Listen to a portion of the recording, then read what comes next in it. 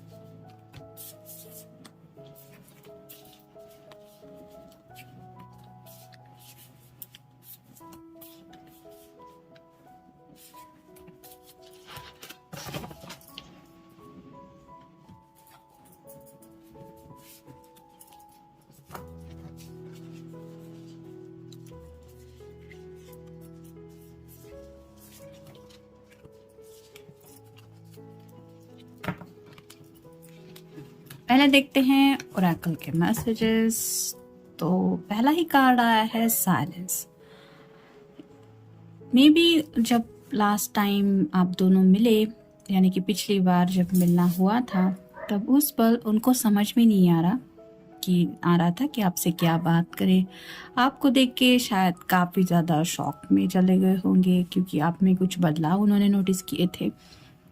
आपके लुक्स को लेके हो सकते हैं या फिर आपकी पर्सनालिटी को लेके भी वो काफ़ी ज़्यादा चेंज महसूस कर रहे थे शायद आपके अंदर, और इस बात को लेके उनको समझ में नहीं आ रहा था कि आपको कहे तो क्या कहे, जिसकी वजह से शायद आपका मिलना होने के बावजूद भी वो कुछ भी ज़्यादा आपसे बातचीत नहीं कर पाए, यानी कि खामोशी में ही सिर्फ और सिर्फ ये दिल ही दिल में सोचते ही रह गए थे।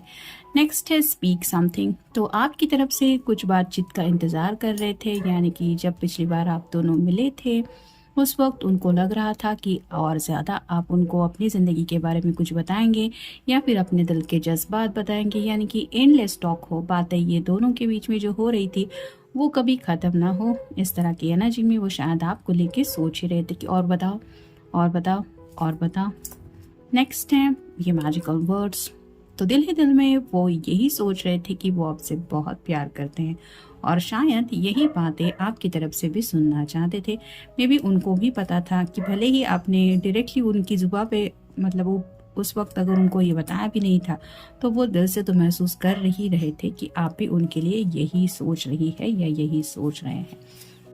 नेक्स्ट कार्ड है फर्स्ट लुक। ये कार्ड रिवर्स आया है। तो पिछली बार जब आप दोनों मिले उनको यही महसूस हो रहा था कि जब पहली बार आप दोनों एक दूसरे से मिले थे तब शायद आप थोड़े अलग दिख रहे थे, और आज आपकी पर्सनालिटी में शायद काफ़ी ज़्यादा चेंजेस आ चुके हैं, यानी कि वक्त के मुताबिक हर कोई बदल जाता है। तो आप में कुछ बदलाव नोटिस कर रहे थे और उनको एहसास हो रहा था कि कितना चेंज हुआ है समय के रहते सब कुछ। नेक्स्ट है लीविंग। तो आप जब उनको शायद बाय बोल के जा रहे थे या जाने वाले थे, तो उनका शायद मन नहीं कर रहा था कि आपको बाय बोले, लेकिन दिल ही दिल में तो वो ज़रूर महसूस कर रहे थे कि अब बस बातचीत ख़त्म होने के बाद थोड़े ही वक्त में आप उनसे दूर चली जाएंगी या दूर चले जाएंगे, और ये लिविंग तो बस थोड़ी पल में पॉसिबल हो जाएगा। मतलब ये शायद ये होने नहीं देना चाहते थे। जैसे हम कभी किसी से मिलते हैं, थोड़ा बातचीत वगैरह होती है, फिर हम बाय बोलते हैं, वैसे ही जब बाय बोलने का वक्त आता है तो कुछ लोग वो इमोशनल बन जाते हैं। वैसे इस पर्सन की एनर्जी थी, यानी कि आप भले ही उस वक्त उस पर्सन के साथ टाइम स्पेंड कर रहे थे, लेकिन उनके दिल में यही बातें चल रही थी कि अब ये बस थोड़ी देर के लिए है, अब कुछ ही पलों में ये मुझे छोड़ के चला जाएगा या चली जाएगी। नेक्स्ट है लेट गो और लेट्स गो।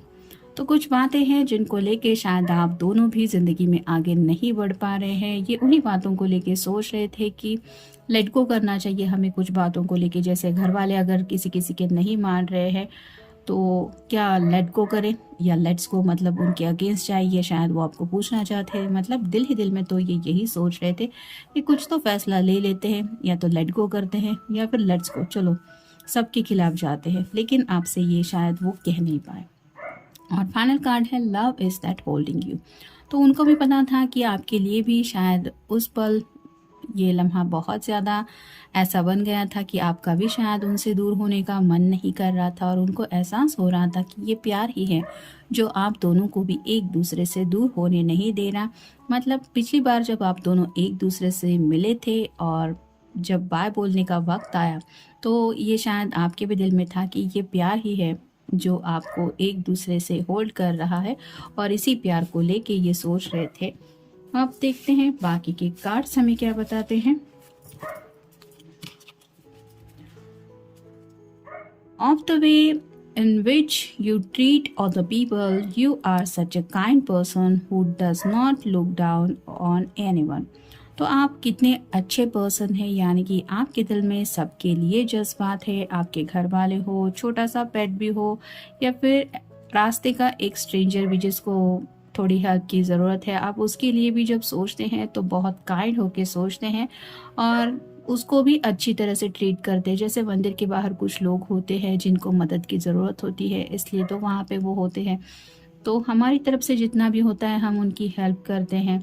तो वैसे ही आपके दिल में जो उनके लिए भी दया भाव वगैरह उन्होंने शायद नोटिस किया है, उसको लेके ये सोच रहे थे कि आप सच में कितने अच्छे पर्सन हैं। नेक्स्ट है we are always quick to make up after a fight and you always make an effort to smooth things over between us. तो शायद पिछली बार जब आप दोनों मिले थे उस वक्त आपके दोनों के बीच में छोटी मोटी कोई फाइट होने के बाद का आपका वो मिलना था, यानी कि वो मुलाकात थी, और उनको एहसास हो रहा था कि आप भी चाहते हैं कि लेट गो करें उन बातों को जिन बातों ने भी आप दोनों के बीच में कुछ डिफरेंसेस लाए हैं, और इसलिए शायद आपने भी अपनी तरफ से कुछ एफर्ट डाले थे और दोनों के बीच में सुलह हो जाए, वो फाइट मिट जाए, इसके लिए भी कुछ शायद बातचीत की थी। उस बातचीत को सुनते हुए या महसूस करते हुए उनको भी ये समझ में आ रहा था कि आप ये सब दिल से इसलिए कर रही हैं या कर रहे क्योंकि आप भी उनसे प्यार करती हैं या करते हैं। नेक्स्ट है you are such hard and dedicated worker. When there is something that needs to be done, you give it your best effort।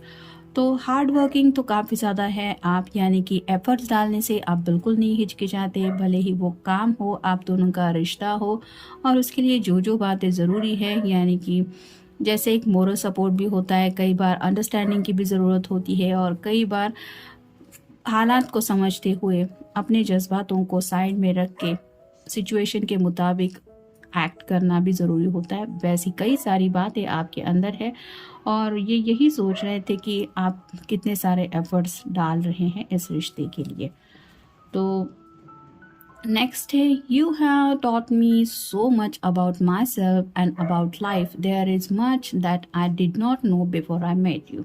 तो उनको ऐसा लगता है कि आपने उनको ज़िंदगी में बहुत कुछ सिखाया है, यानी कि ज़िंदगी के छोटे मोटे अप्स एंड डाउन्स में भी आपने उनका जो साथ दिया है, जिसकी वजह से वो काफ़ी कुछ समझ रहे हैं ज़िंदगी के बारे में, और उनको ऐसा लगता है कि ये सब वो समझ रहे हैं या समझ में उनकी आने लगा है, ये आप ही की हेल्प की वजह से हुआ है।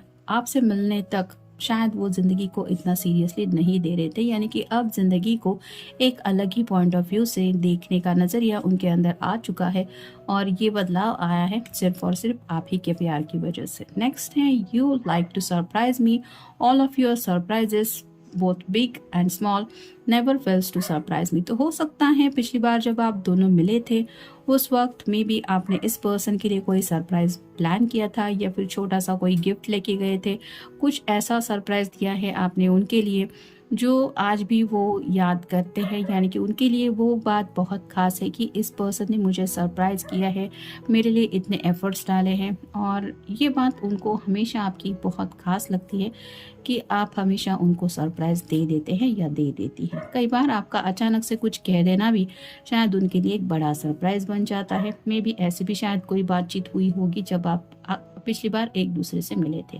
नेक्स्ट है, you are always inspiring me to be a better person each and every single day.